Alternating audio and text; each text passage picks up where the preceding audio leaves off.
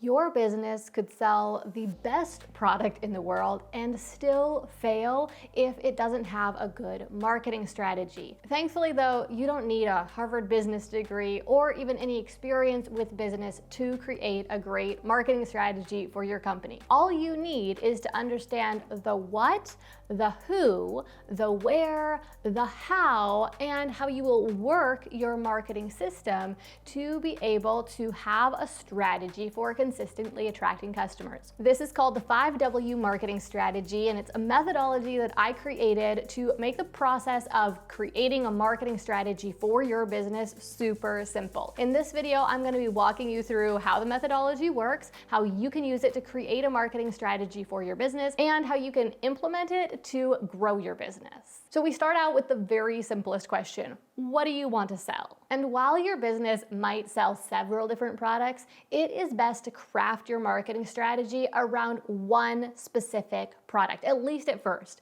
Later on, you can build out your marketing strategy to work on selling your other products as well, but you will get the best results if you focus on one product at first. Now, if you're trying to decide between multiple products that you sell, which one should you focus on first? Well, you basically just want to pick the main product that you sell. And if you're not sure what that is, then think about which product best kind of exemplifies the main way in which you want to help your customers or the main mission of your company. Go with that product first because you want to craft your marketing around that main goal of your company to make sure that you're attracting the right people for the right reasons. Deciding what product to focus on selling with this marketing strategy is the first part of the what component of your marketing strategy, but it's not the end of it. We need to go a little further, a little deeper, and work on the positioning around this product. You can think about the positioning as basically how you'll explain this product to your prospective customers. So let's get into that. In most industries, multiple companies sell products that are very similar. They might be virtually identical, or they might just be products that help customers solve similar problems or accomplish similar results. So step 2 is to analyze those products that are sold by your competitors that are similar to the product that you are trying to market so that you can market your product with an understanding of the landscape in which you are marketing it. You are not marketing in a vacuum.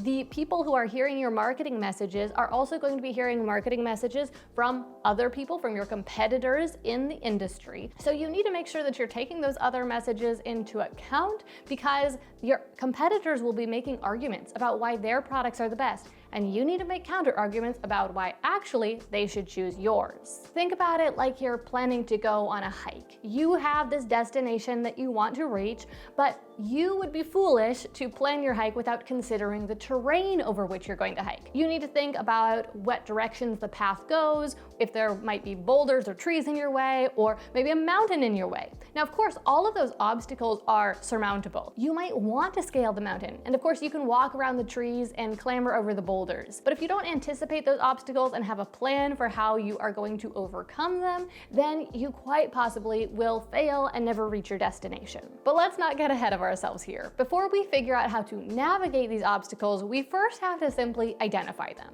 So to complete step 2, you need to create a list of all of the products out there that are being sold that are similar to what you are trying to market. Now, you might be able to name several of these just off the top of your head, products that you've seen your competitors selling, but you also would do well to do a little bit of Googling, search for terms that you think your customers might be searching for when they're looking for a solution to their problem, and you also could consider asking ChatGPT. You could type in something like, what products might customers buy when they are looking to, and then just insert the result that your product creates, and ChatGPT might be able to add a few more products to your list, or at least give you some different types of products that customers might consider that then you can look into further with Google. Step 3 is to identify the differences between these products that you have listed. So you know what the other products are, you know what you are selling, and now you need to try to figure out what are the differences between these different products. Now, I find that this tends to be easiest if right now you don't worry about why your product is better, trying to prove that your product is better.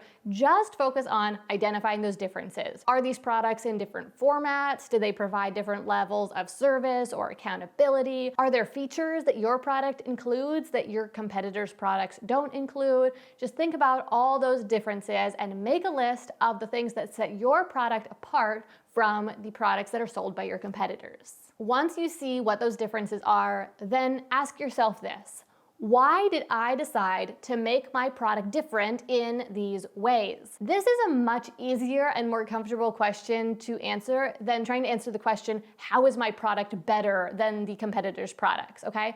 Instead, think about the reason why you chose to make your product different, because more than likely you had a really good reason why. You thought that your product would be better if you made it this way. So start with that question. Why did you decide to make your product different in this way to identify how your product is in fact better? Now, marketing your small business can be a lot easier if you have a little bit of help. And that is why I've partnered with Melio for today's video. Melio is a free platform you can use to pay subcontractors or to have your clients pay you. So yes, like I said, Melio is free. It's also super easy to use, and it's become my go-to way for paying the contractors that I work with. So you just log into Melio, you can add the person you're paying, you can choose how you want to pay them. And what is so cool about Melio is that it allows you to send the payment however you want to send it. So you can send it from your bank account for free, or you can pay a small fee to pay from your credit card if you want to, but it also allows the person you're paying to get the payment how they want to get it. And what most contractors want is to get a direct deposit, an ACH transfer straight into their bank account, because that's the easiest for them. But if they want to receive a check in the mail, which some old school contractors still want,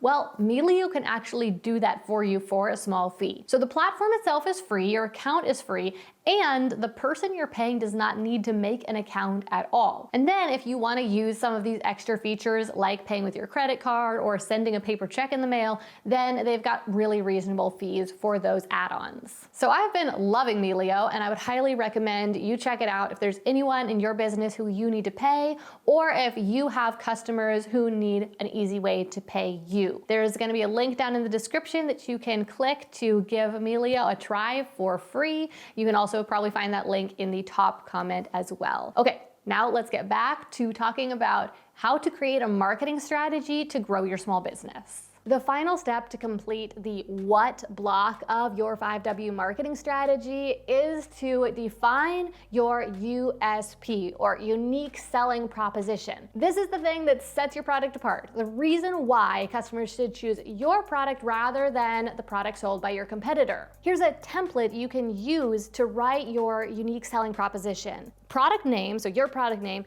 is the only type of product, so whatever type of product it is, that uses, and then name your differentiating factor. So here are a few examples of what I mean. For example, kettle chips, that's the product, is the only potato chip, that's the type of product, that are handmade with natural ingredients and deliver an insanely satisfying texture and crunch. So that last part there, that is the differentiating factor, the reason why people might choose kettle chips over Lay's potato chips, for example. Here's another example. Bose speakers, so that's the specific product, are the only speakers, that's the type of product, that every other speaker brand compares themselves to. Now this one is getting a little snarky, right? They're not even naming a specific differentiator, they're just basically saying, everyone knows we're the best, everyone compares themselves to us, so why don't you just choose the one that everyone's comparing themselves to, right? You might not be able to get away with that one, but I've got a couple more examples for you. So the next one here is Creator Fast Track, that's the name of the product,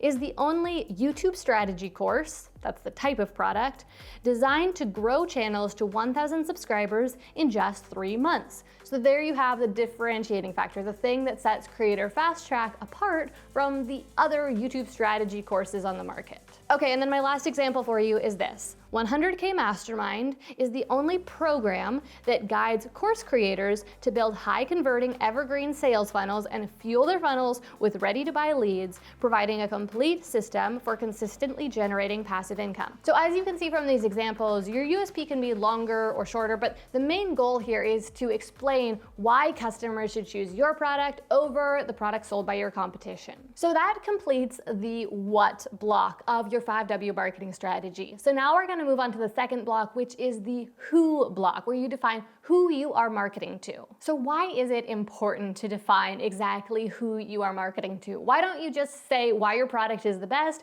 and then let the people who want a product like that choose to buy your product since they understand that it's the best? Well, here's the thing. If you don't define who and then market to a specific type of person, then your marketing messages overall will probably be too general to appeal strongly enough to any one type of person. As you're going to see in a few minutes here, there are many different reasons why customers might choose to buy the self-same product. And so if you don't speak to the reasons why your target market would want to buy your product, then they're going to choose to buy a competitor's product that does speak to their specific needs and reasons why. And that can lead you to end up wasting your marketing budget and all of your time trying to market to the masses, where you could get a lot more mileage and make a lot more sales if you instead focus on marketing to a specific type of person. So the very first attribute of your target market is simply going to be what they want.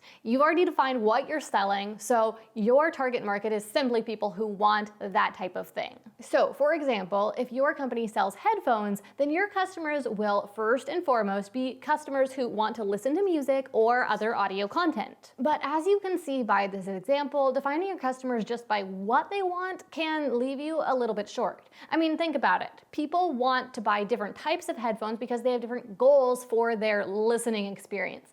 Some people, they just want to consume the content. They just want to listen to the podcast or hear the music, and so a cheap $20 pair of headphones will do the trick. Other people really want to have a great experience while they are listening, and they're a little bit pickier, so they want to spend more, maybe $200, on an upgraded pair of headphones. And then there are still other potential customers who are professionals and they want to use their headphones for work and they need really high quality sound to be able to do their job really well. And buying these headphones is really an investment in their career. So they are willing to spend upwards to $2,000 for these headphones. So here's the big question. Who exactly is your product for? Who did you design it for? Who is it best suited for? You can start by defining your target market, your who, based purely on what they want, but then you need to consider those deeper motivations of why they might choose to buy your product over your competitors to further define your target customer. So accordingly, steps 5 and 6 of crafting your 5W marketing strategies are: step 5,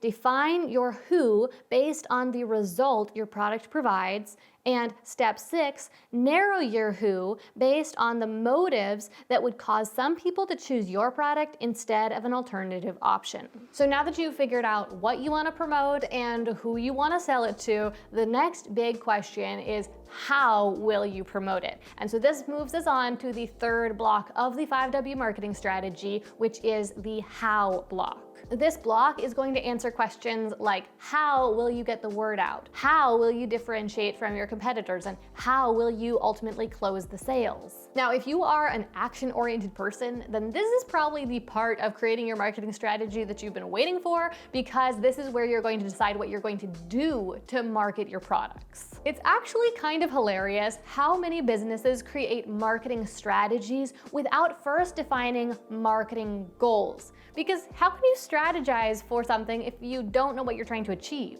Now, following the 5W marketing strategy, you've already clarified what you want to sell and to whom you want to sell it. And so now creating your marketing goals can be as simple as simply stating how many whats you want to sell to those whos. Here's an example of a marketing goal to show you what I mean.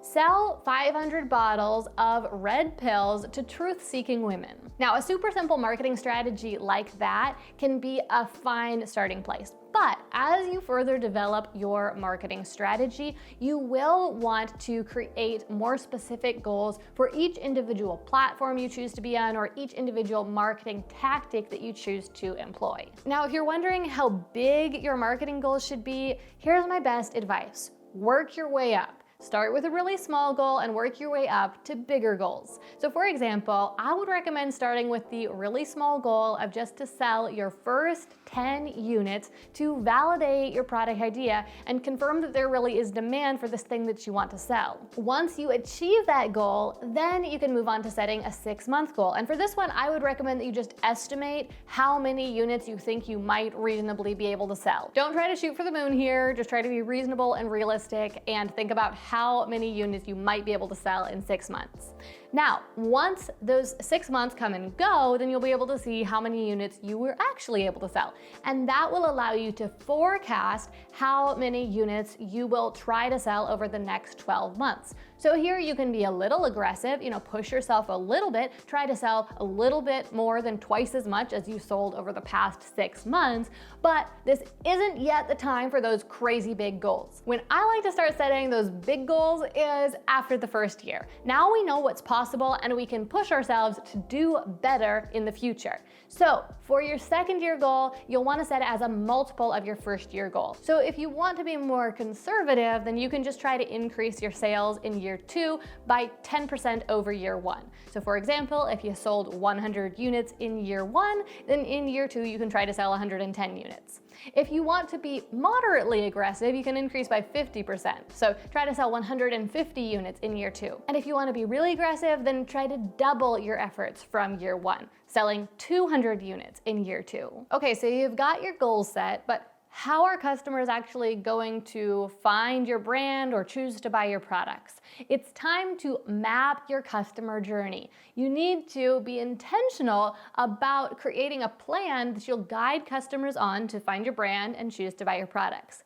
Now, this is a great time to just acknowledge that customers will find your brand in all sorts of ways, and they might choose to buy your products for reasons that are outside your control. That's totally fine, but we don't want to leave everything to chance. We want to use our brains and create an intentional plan that we are going to use to try to attract customers, a path we will guide them on to try to lead them to the sale. Customers can do what they will, and that's fine, but we need a plan. Now, when it comes to creating this plan, there are 3 legs of the customer journey that you'll want to include. The first leg is visibility. How will customers discover your brand? The second leg is engagement. How will you connect with those customers, build a relationship with them, and get them ready to buy? And then the third leg is the close. How will you ultimately prompt the customer to make that buying decision, and how will you facilitate the sale? Let me give you some examples of each of these different legs of the customer journey. So for visibility, maybe customers see your ads on Facebook, click on those ads to visit your website.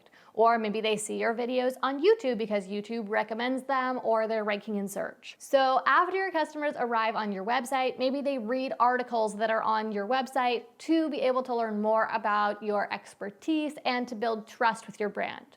Or maybe after they discover you on Instagram, then they follow you and they consume your content on your Instagram account. Or maybe after coming to your website from a Facebook ad, maybe they opt into your email newsletter where you send them emails every week to build that relationship with them and fill them in on how your company could help them. Now, finally, we've got the close leg. So here are a few examples of that. Maybe after your customer is on your email newsletter list, you send them emails to tell them about your products and to promote certain products, which prompt them to buy. Then they click a button in the email and are taken to your checkout system. Or for another example, while your customer is browsing your website, maybe they see certain products that are currently on sale, so they click the button to buy now and are taken to your checkout system then. Now, once you've mapped out your customer journey, your marketing strategy kind of writes itself. Because if you know the path that you are trying to lead your customers on,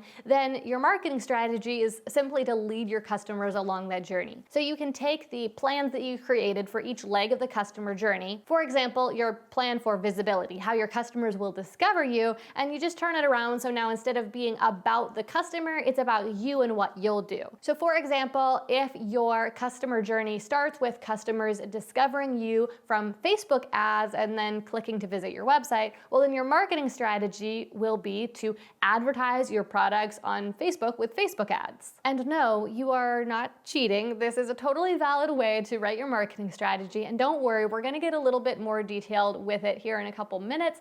But this is a totally valid way to create a marketing strategy, and keeping it simple like this really will keep it focused on those most important marketing objectives and help you avoid getting distracted by vanity metrics. Now, something that I love about the 5W marketing strategy, aside from the fact that it's a really effective way to promote your business and sell your products, is that it is a system, it's a method for creating marketing strategy that gets progressively easier as you go through it. So we get to kind of front load the work. You start out with some of the hardest steps where you have to make maybe some tough decisions about, what you're gonna sell and who you're gonna focus on selling it to and those sorts of things. But then by the time you get about halfway through it, the steps kind of start to do themselves. The decisions you made with those early steps inform the answers to the questions that are asked in the later steps. So for example, at this point, we are up to step 10 of creating your 5W marketing strategy. And step 10 is to choose what platforms or channels you're going to use to market your business. Now, this is a decision that a lot of entrepreneurs and marketers really struggle with.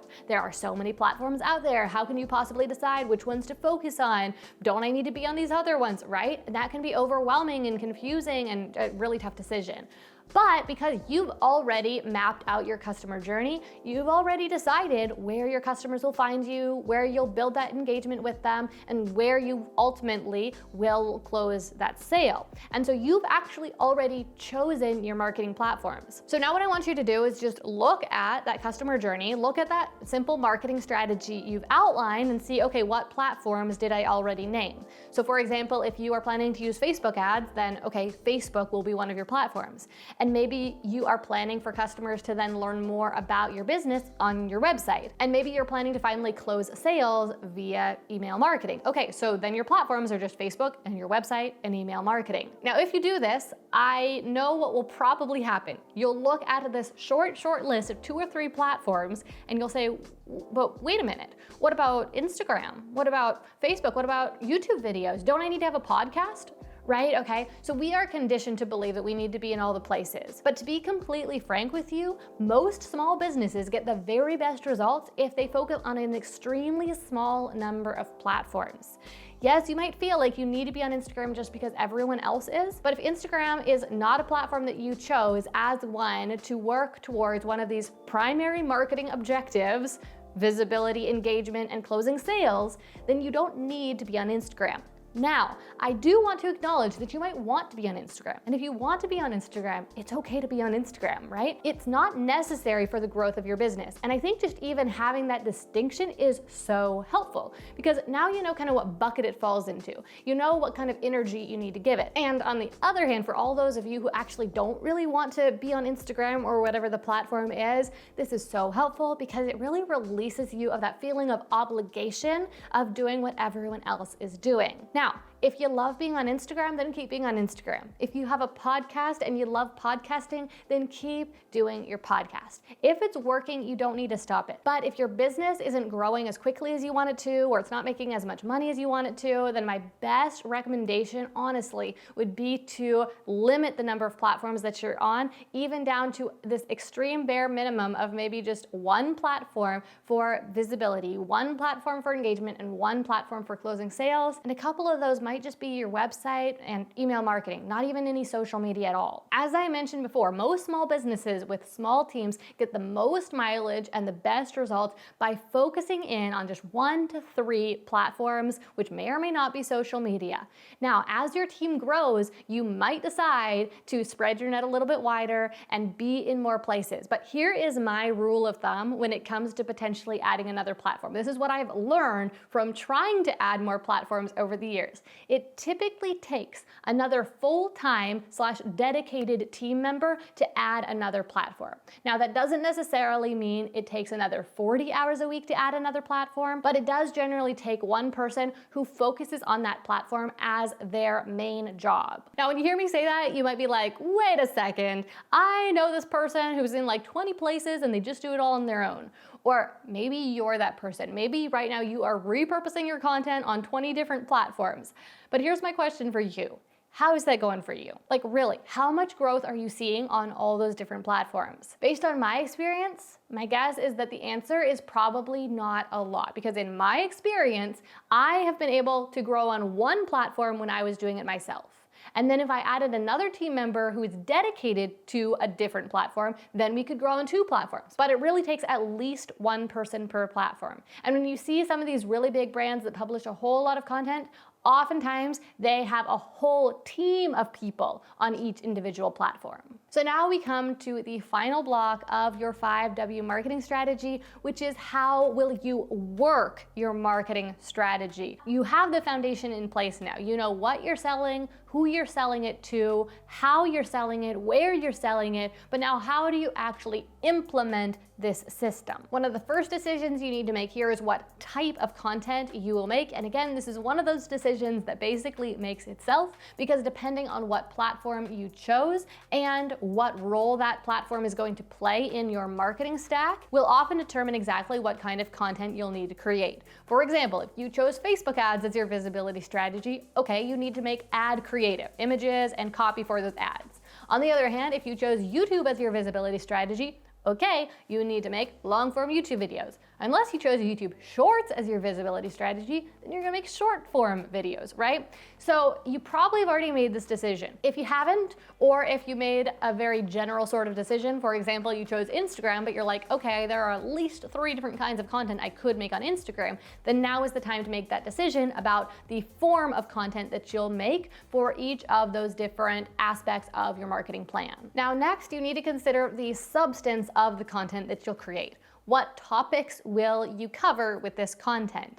Now, to make this decision, the most important thing to consider is what the objective for that content is. So for example, if you're thinking about your Instagram content because Instagram is your visibility strategy, then you need to make sure that you choose topics that will work to attract new prospective customers. New people, and not just any new people, but the right new people. Now, in planning these content topics, there are 2 different layers to choosing the topics for your content.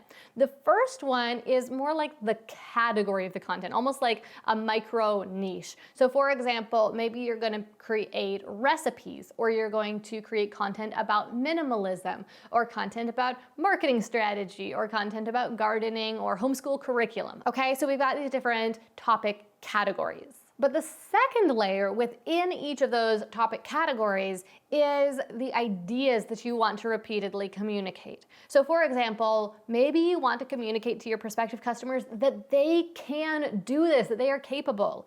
Maybe you want to inspire them about what is possible. Maybe you want to communicate to them that it's not as hard as it looks.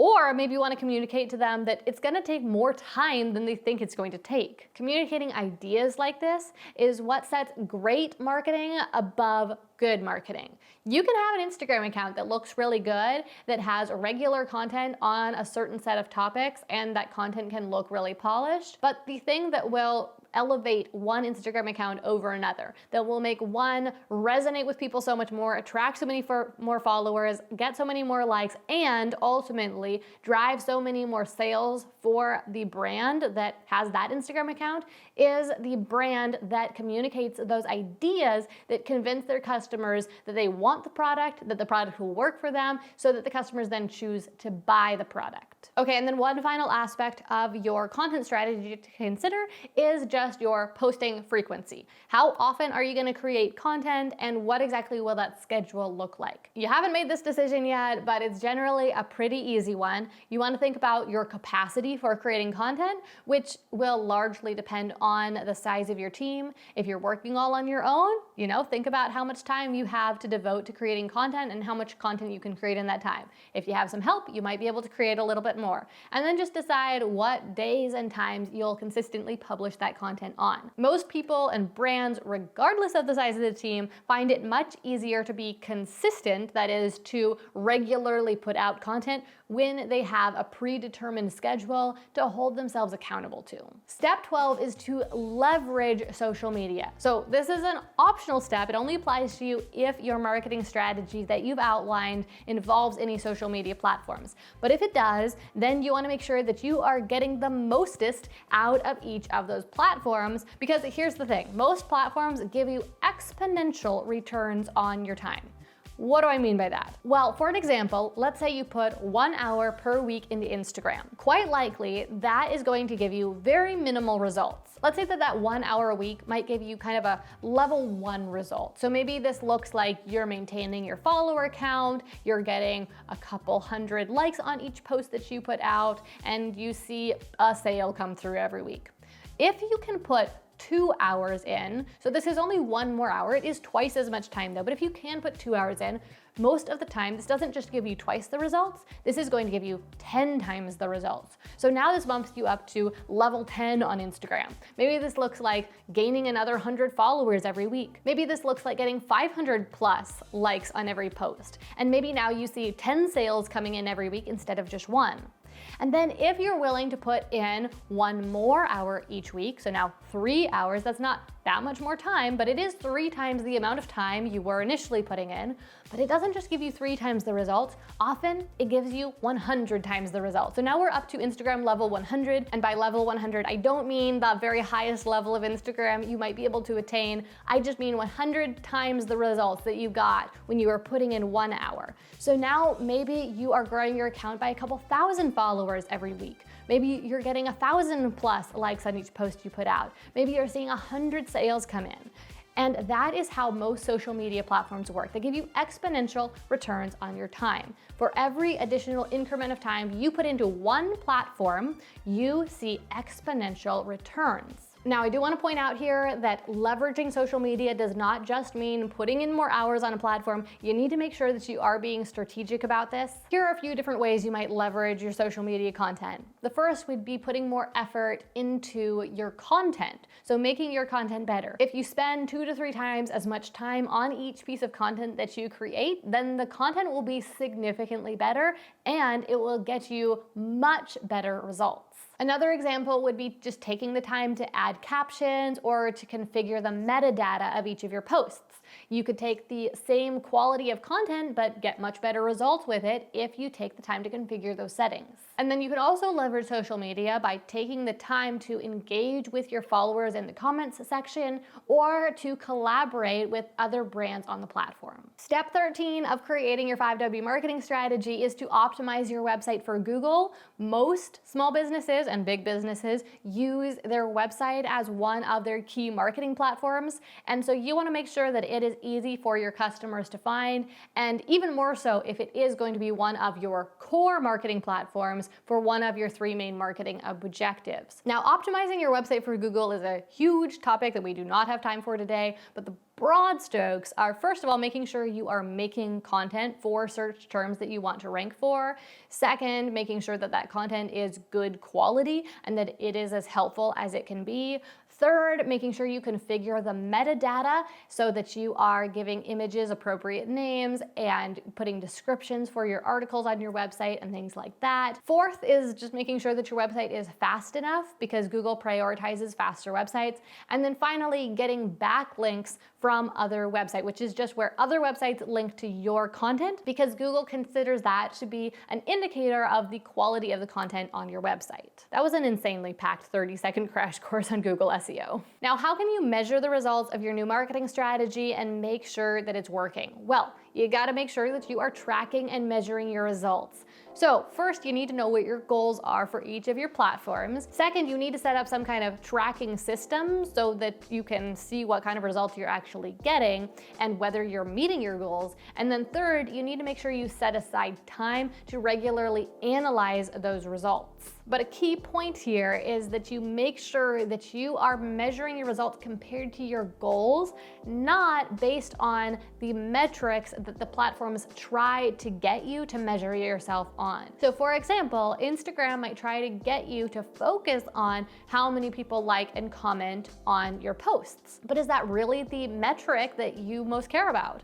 Probably not. If you're trying to use it as your visibility vehicle, then the metric you most care about will be how many people are visiting your website from Instagram. Now, metrics such as the number of likes or comments are still useful information, and they can tell you how interesting people are finding your content and how much they're engaging with it. So if you see that the number of visits to your website is down and also you're not getting very many comments on your posts, well, maybe you need to try to figure out how to make those posts more engaging, because that will get you to reach more people on Instagram and get more people to your website, right? But just make sure that you are focused primarily on your goals, not Instagram's goals. For best results when it comes to tracking and analyzing your results, I recommend that you set up a simple spreadsheet that you can track your metrics on a weekly basis, and then either monthly or quarterly set aside some time to analyze those results and make strategic course corrections. The final step of creating your 5W marketing strategy